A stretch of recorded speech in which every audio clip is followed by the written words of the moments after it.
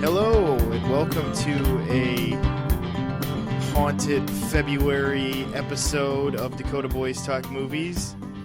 We will be talking today about the Guillermo Del Toro movie that came out in, I believe, what did we figure, September of 2015? It was in theaters. Yeah. And this is our video review of it. It's Crimson Peak. So we will be talking about that today after giving it a gander, I guess, as they say. Yeah, a lot of people might have missed this movie. It kind of came out amongst the when a lot of other movies were going on at that time.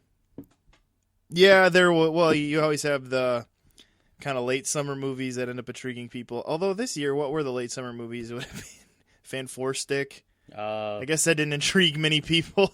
Straight Outta Compton came out early August, but that was...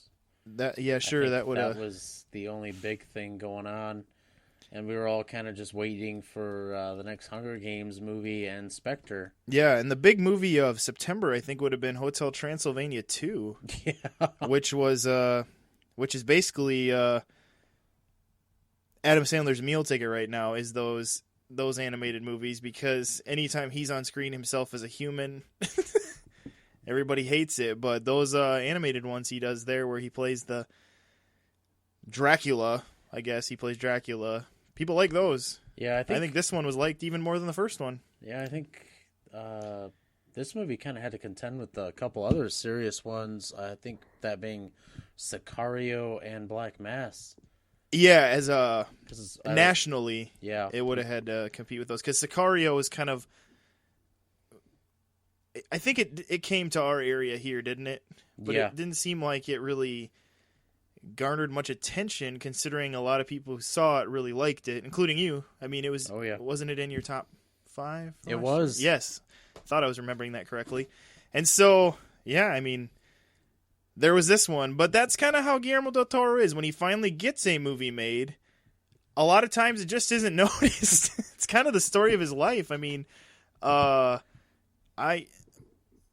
What's a movie that he's had get probably Pan's Labyrinth is about the only movie in the past 10 years I can think of for him where people actually talked about, as a whole, talked about it in a positive in way? a general positive way, because a lot of people really have mixed feelings about Hellboy.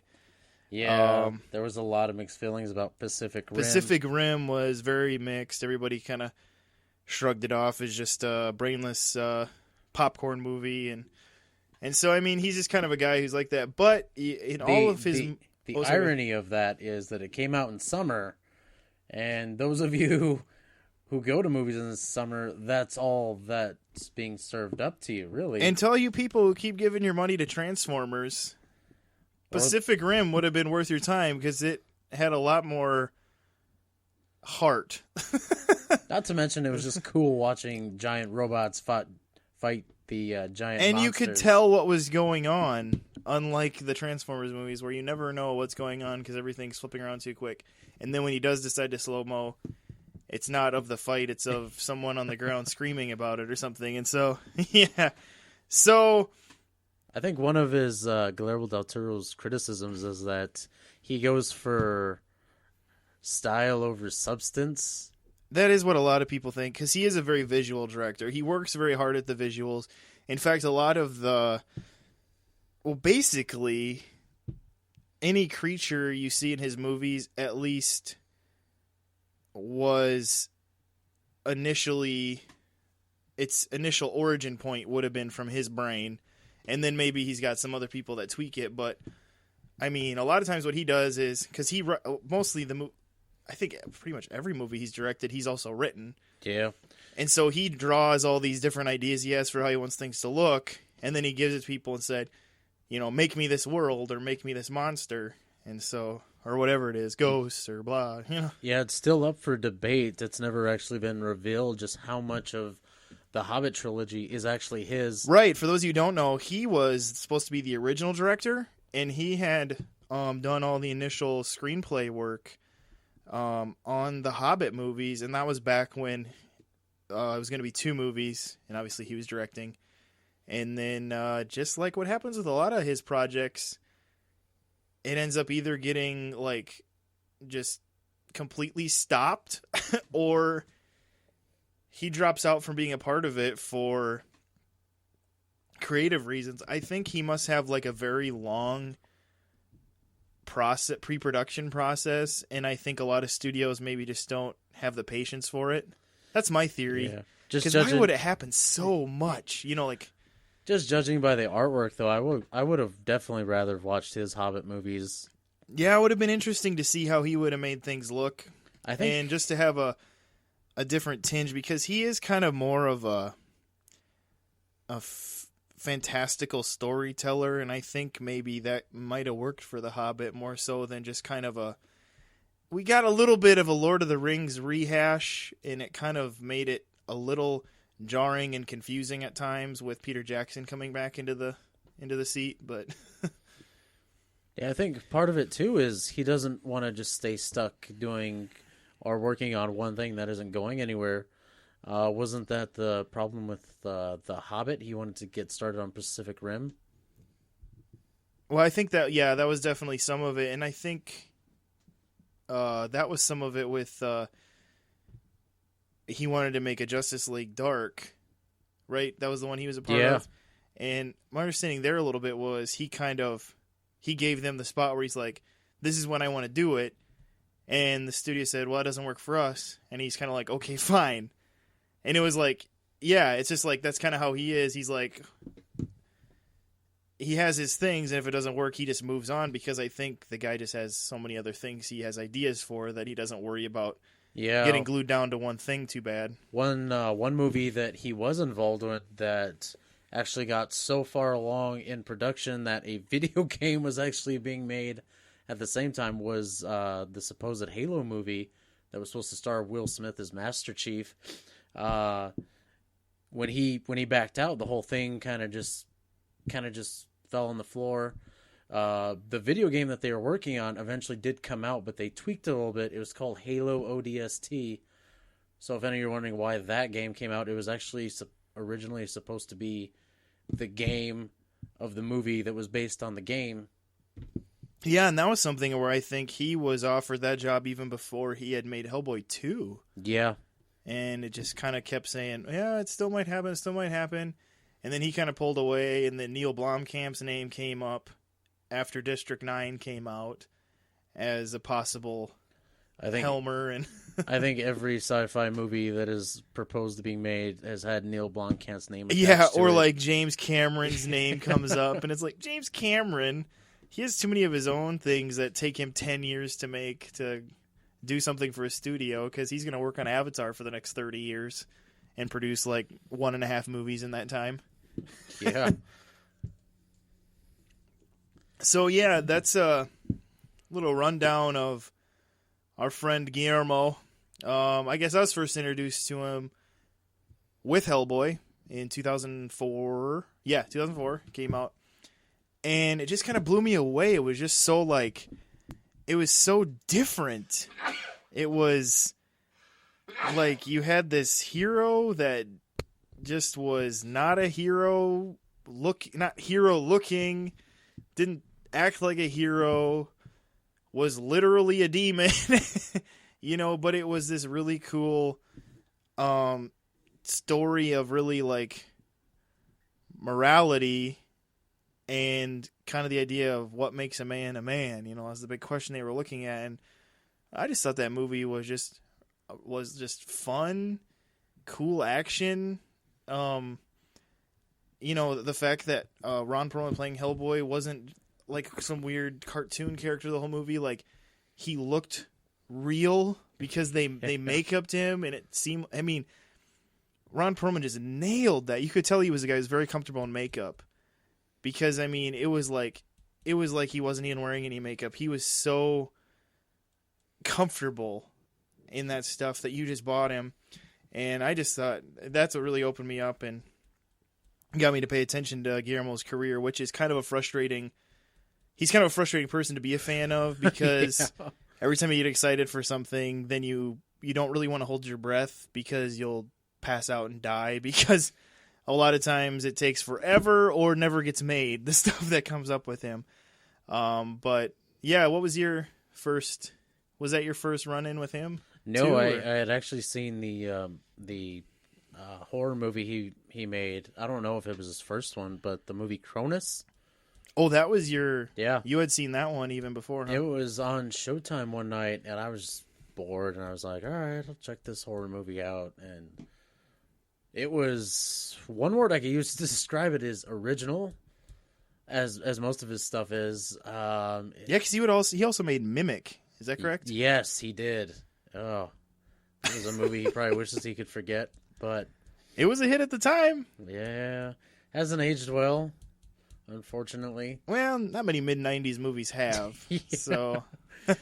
But it was... I don't know, I was just impressed with, like, the style of it. It was really creepy overall, too. And I was like, I don't even... At the time, I didn't even remember his name. It was just one of those movies where you're like, that was actually good. Now what else is on?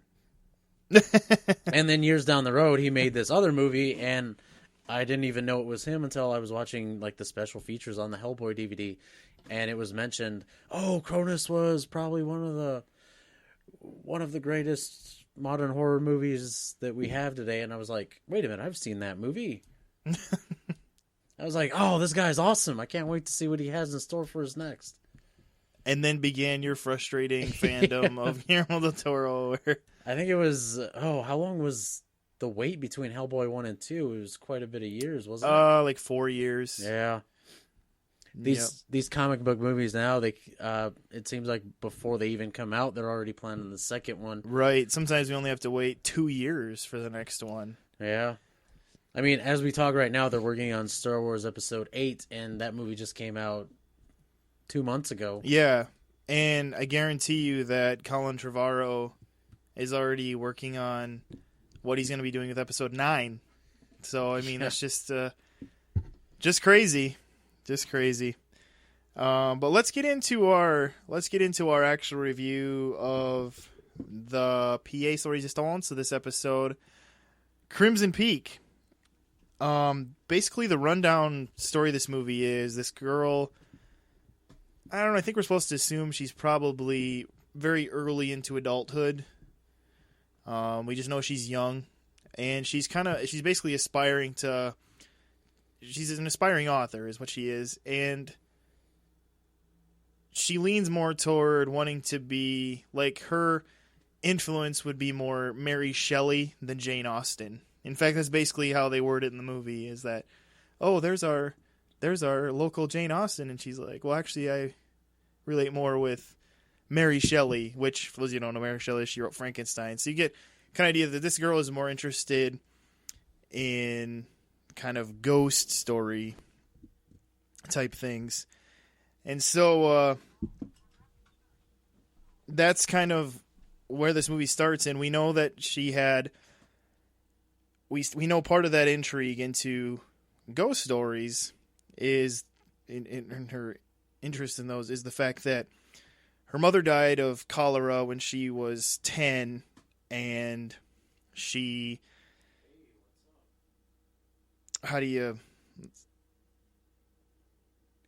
was visited by her mother, her ghost mother. At first, we're not sure exactly if it really happened, or if it was in her traumatized childhood mind. We just know it did happen. And her ghost mother says, beware of Crimson Peak. And of course, that's going to play into the plot of this movie. So from there, we kind of pick up where, in her adulthood then, where, like I said, she's just this aspiring author. Her dad is very well off businessman who's kind of a ground up classic early American. He's very wealthy, but all his wealth was built by hard work. And then Tom Hiddleston's character comes into the story, which he's kind of this. She gets the perception pretty quick that he's a very charismatic guy that seems to have inventor ideas, but that he probably isn't very wealthy. Just she can tell just because his suit looked old, even though it was nice and things like that. But he starts wooing her, and she starts falling for the wooing, I guess, so to speak. Yeah, thankfully we don't have to sit through a very long montage of him wooing her, like them rowing in a boat. No, and I was going to ask you about that. How did you feel about that kind of setting up of the period? Because this is like, I think, supposed to take place in like 1901. I caught by a few things in the movie. It looked like that was the year, and just how that all played out initially in the movie before we got into the rest. Honestly, I'm kind of glad it was skipped over. What was skipped over? The whole wooing, like them courting right. one another. It was skipped over in a way where, yeah, we knew what we needed to know, but we didn't need to have the whole, like... We got what we needed. Giggling on a picnic and poking each other in the nose and things like that, but... They had great chemistry together, and then...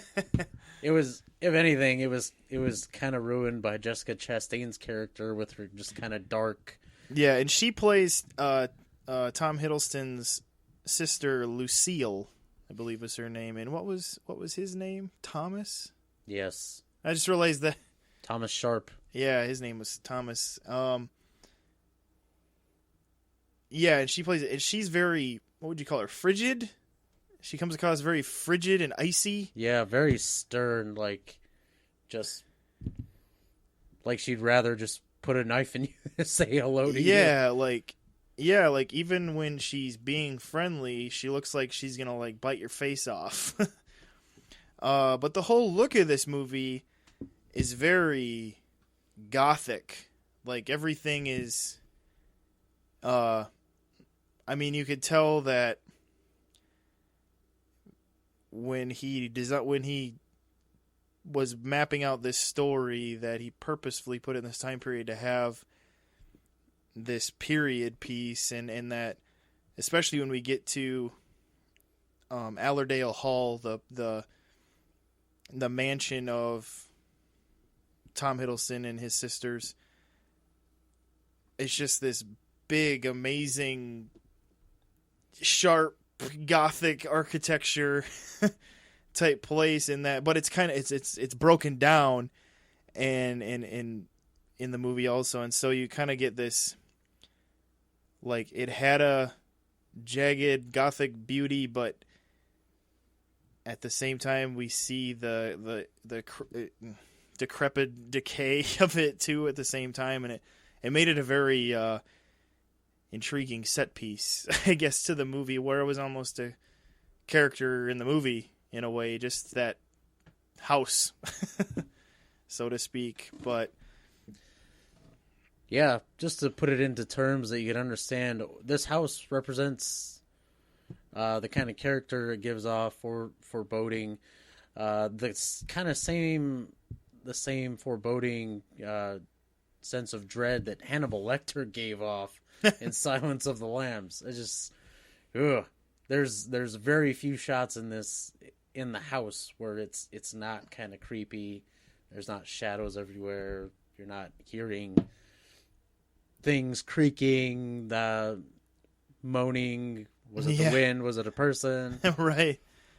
Yeah, and so you kind of have this whole thing, and then basically what a lot of this movie is actually it has a mixture of mystery with the horror, because for a lot of the movie you're trying to figure out exactly why Jessica Chastain's character is so frigid. What is the deal with the way her brother, Tom Hiddleston's character, acts. You're not quite sure of their motives, and you're kind of questioning just what everything is playing out in this movie, and so it does end up being almost as much a mystery as a horror movie. I guess in my eyes, I don't know. Is that what you're kind of feeling with this? Yeah, This movie has some scary parts, but I wouldn't say it was a horror movie. Well, I mean, that's what it was billed as. Yeah. They billed it as a horror movie. And it really just depends on what you consider horror, because in its pure sense it was, because, I mean, a horror movie is just anything that has any sort of creep factor. And this movie had a lot of creep factor, and it had a big house that was, you could consider in the haunted house category, so to speak. And so, I mean, it had those things to it. But yeah, I mean, it was definitely a blending. Now, we'll try not to delve too much into it in case you know, obviously, if you haven't seen it, we don't want to spoil anything too big with it. But yeah, this when this movie came out, people who saw it said the same thing. And this isn't a traditional horror movie; it's a gothic love story. And even after seeing the movie, I don't know what they were referring to. Because it's, I mean, there's a love story in there, but it's, I wouldn't say that's, it's really, the movie is about a love story of any kind. Yeah, he kind of blends. It's kind of has a love story element. It kind of has a ghost story element. It kind of has just, yeah, like almost like a murder mystery type element, you know, to it. And so, I mean, he's kind of got all these things going on, and he kind of blended it all into one story. And I would say that for the most part that worked. It didn't feel like, you know, he was like it was trying to be something it wasn't. You know, the world and the characters he had set up made everything as we kind of come together. The one drawback I had in terms of maybe characters was that I wasn't quite buying why Mia Wasikowska's character, she plays the lead in this movie. She plays what is her name? Edith, I believe is her name. Yes. And I wasn't really quite buying her total I'm in love with him thing, to where, you know, she, and maybe that's where it was lacking. Maybe we did need to know a little bit more about their love story, because it was hard for me to totally buy into the fact that she was just so hook, line, and sinker, except that, I don't know, maybe she's felt like this was going to be the best option. And she saw him as a charismatic, interesting man that, you know, she was intrigued by. But I don't know. And maybe some of it was that she wasn't quite convincing enough, where I felt like she was that in love with him. I don't know. Did you feel that? Or am I? I think one of the things that there's kind of a big time skip there, and I wonder maybe if there's some scenes Guillermo Del Toro had, that maybe would have fleshed it out. There's kind of no way of avoiding this, so I'll just throw it out there. The character's father does die. Mia Wasikowska. Yes, her character. And she, obviously, only one parent would be pretty broken up with that. Makes me wonder if he didn't just completely just kind of jump in there and fill the void that she was. That's true. I guess that is implied, that, like, you know, she was already kind of falling for him, and then when her dad did die, I mean, he was the one that was there for her. Because, and so maybe that is like, maybe I just didn't quite process that enough to really, like, okay. Yeah, she does take the death pretty hard. I mean, there's that scene where she has to go and view the body, and she's just devastated. Yeah, almost to a point of denial. Yeah, / hysterical. Yeah. But I think, I don't know, maybe that's the weak point, that maybe they should have fleshed that out more. We don't even know how long it had been from her father passing away till she arrives in England. So I'm sure there was... Yeah, there would have been a boat trip there. It took a little bit of time. let alone, when they actually did leave. But, yeah, as far as the stuff that this director's known for, everything looked pretty creepy or pretty, like, visually interesting to look at. I don't know what kind of words to use. Where it just kind of drew your eyes in, because there was, like, in every shot I noticed, especially when she goes to England and they're at their house, that there's the whole time, whenever they're talking in a conversation, there's always something in the background going on, like the shot, like there's something. Just like I said, the house was almost a character, to where even when they were in their conversation, like I said, this house is kind of decrepit and falling apart. So there's always something catching your eye in the background too, and it was just kind of interesting because it really pulled you into that environment that they were in by having things just kind of going on all around them as they're talking. I don't know, did you notice that too, where it was just kind of like, because those things were going on, it just kind of kept you in that place where you were in the story? Yeah. One thing that I did kind of notice is there's very few scenes where you're actually hearing nothing in this movie. There's always kind of like house creaking, it's true, noises rattling, a dog kind of barking. Yeah, even when there's not dialogue, there's still some sort of noise. Even a noise that's beyond like the... I mean, it's like, There's always something even more than that. It's just, oh yeah, you're right. There's just always something. And everything is kind of catching you, because everything, like you said, this is kind of a partial mystery, maybe even half mystery, you could call it. Everything that's kind of going on or making noise, you want to kind of catch it, because you think, well, I could play kind of a part in something or be important for some reason, and so it does kind of keep you intrigued in that way. As far as just overall acting and just kind of everyone in their characters, I mean, other than those main three people we already talked about, you had Charlie Hunnam was also in this movie. Who played her dad? Jim Beaver. Jim Beaver from Supernatural fame. Then a lot of the other parts were really just more supporting cast, like Jonathan Hyde had a small role. Who were some other ones you might have heard of out there in the world? Leslie Hope played one of the townswomen.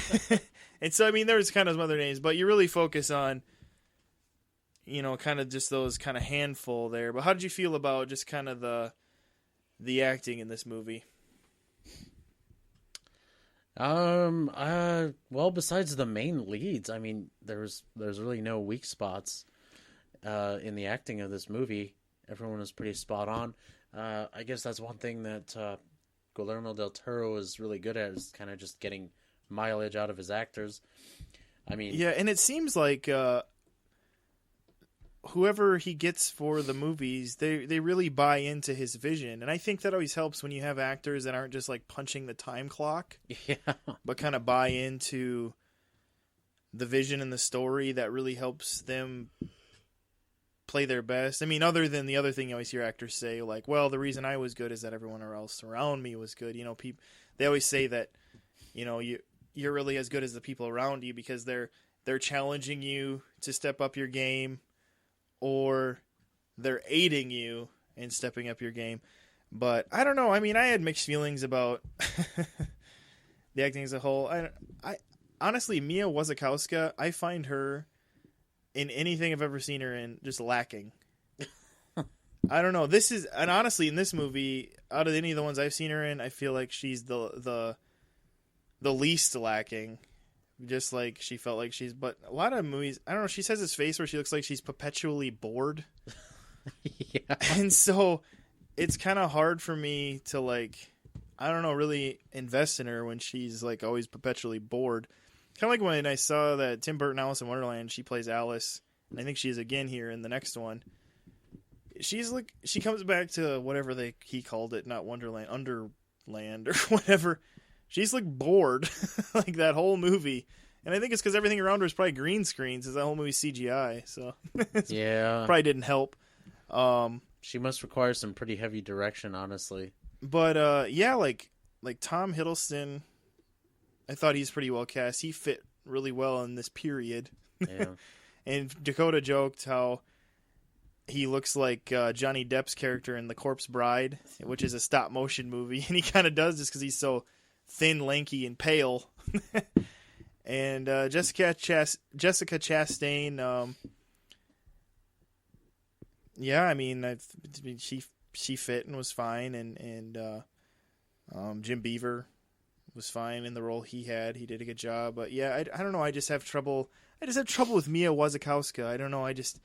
A lot of people really like her and talk about how great of an actress she is, and I guess there was a movie called Tracks that she did where she plays true story of a woman who went across, I believe, the Australian desert by herself. She's kind of an introvert who decided to do this trek on her own.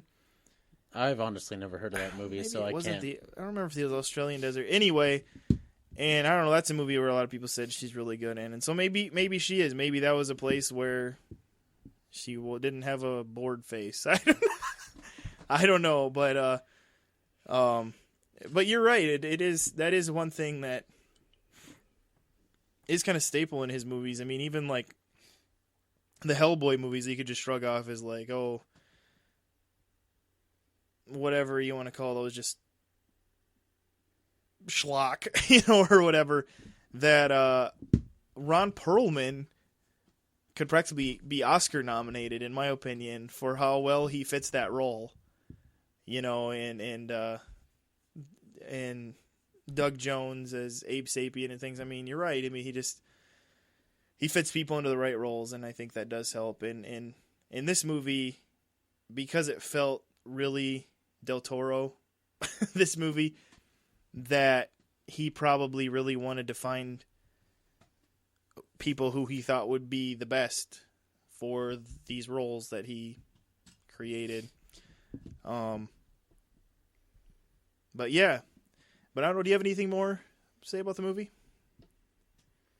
Well, fans of Sons of Anarchy are definitely going to be surprised to see Charlie Hunnam in this.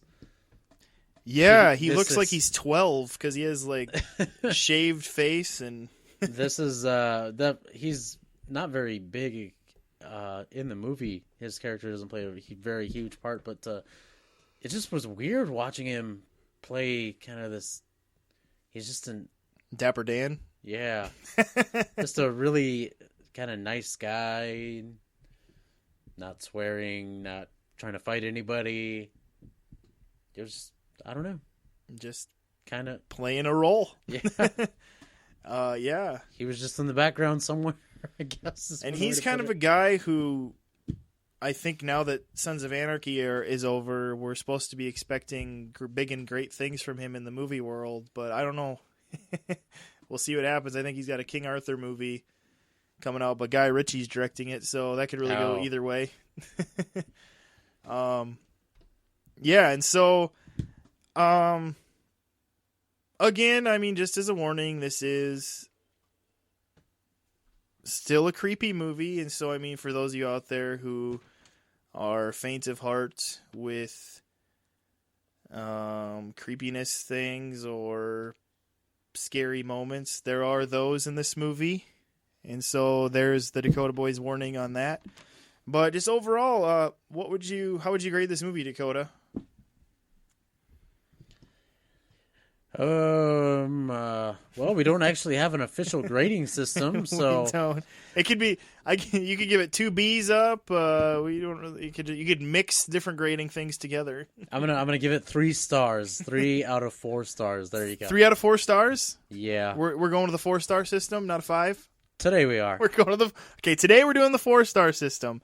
Tomorrow might be 5. Tomorrow might be letter grades. I don't know. So we're doing a 4-star system on this episode, and Dakota gives it. That might be a fun thing to do. I think that's what we'll do on this show. Is you're just gonna have to tune in, and every time we grade a movie, it'll be on a different scale, and you'll have to decide what that means, because that's kind of fun.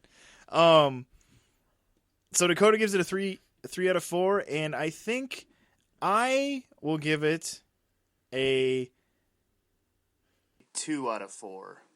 Not bad. Not bad. I don't really rate it. To kind of It was lacking in certain ways, and it was kind of a little in certain ways. But